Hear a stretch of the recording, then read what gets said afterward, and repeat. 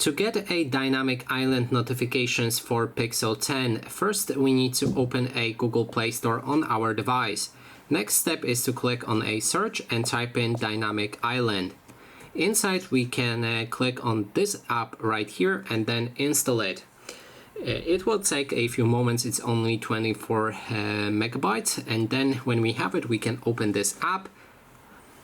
And during this setup process, follow my steps as I allow basically each and every permissions it will ask for, otherwise it won't work properly. So I think we should be ready to go.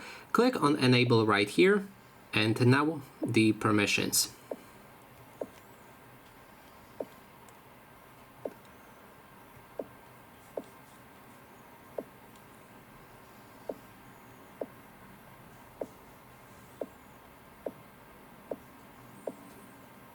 Okay, so we have all of the permissions installed, and if you pay attention right here on the top, we have a dynamic island bar, and if you receive any notifications, they should show up like the one right now, currently displaying. And that is basically everything. Thanks so much for watching.